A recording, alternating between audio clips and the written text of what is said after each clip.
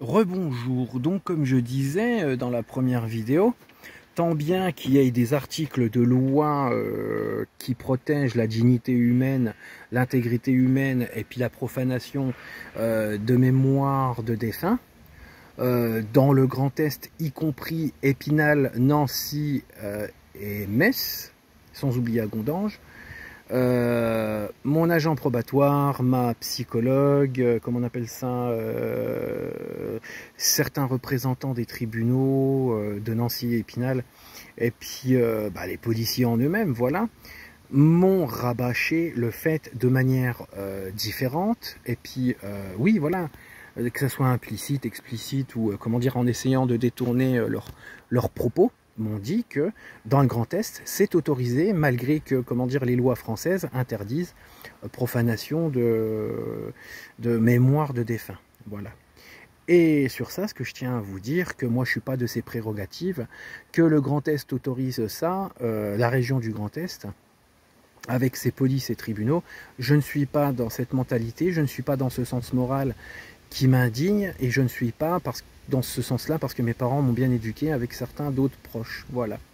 Donc je vais vous raconter ce qui se passait. Donc la personne que je vous parle, parce que une personne une victime d'harcèlement, faut voir en dessous de l'iceberg, faut voir pourquoi il s'énerve. Donc ce personnage, en plus de participer au harcèlement que, comment dire, certaines personnes de la ville d'Agondange avaient fait en incitation à la haine, eh bien ce mec-là, bien sûr, a fait en sorte que je perde mon travail. Ce mec-là participait, comment dire, au clan du commissariat d'Agondange, à me faire du mal. Et ce mec s'amusait, quand on était dans le vestiaire, que nous deux, à me chercher. Il me disait des choses horribles.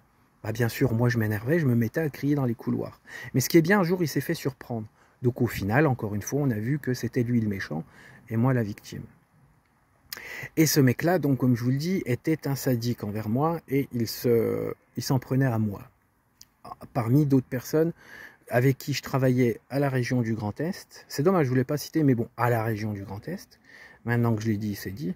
Et puis voilà, il se moquait de moi, de ma situation, et puis il faisait en sorte de m'énerver pour que publiquement je sois ridicule. Donc voilà. Mais à côté de ça, beaucoup de gens dans son alcoolisme voulaient l'aider, tels que certains de mes comment dire, responsables hiérarchiques. Donc rappelez-vous, 50% ont fait en sorte que je me fasse virer. Voilà, ils ont été complices du harcèlement que je subissais.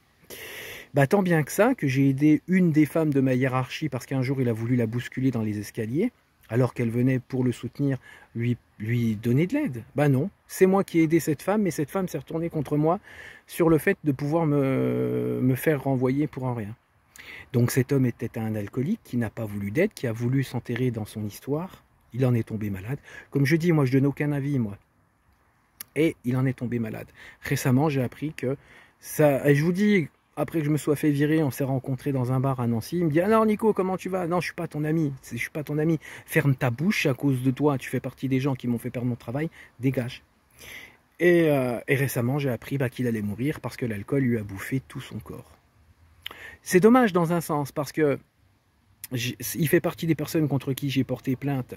Il mourra impuni de l'acte qu'il a fait. C'est dommage pour moi.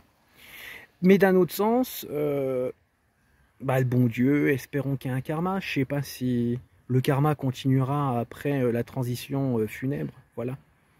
Voilà ce que j'avais envie de dire, sans donner mon avis, sans dénigrer. Je porte un grand respect, parce que moi, contrairement à certaines personnes, j'ai un grand sens moral, une grande éducation. Je respecte les lois.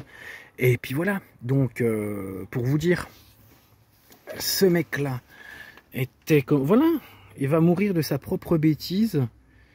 Mais ce qui est dommage, j'aurais bien voulu qu'il finisse au tribunal avec les autres. Voilà. Et puis on verra ce que le bon Dieu fera de lui après la mort. Salut!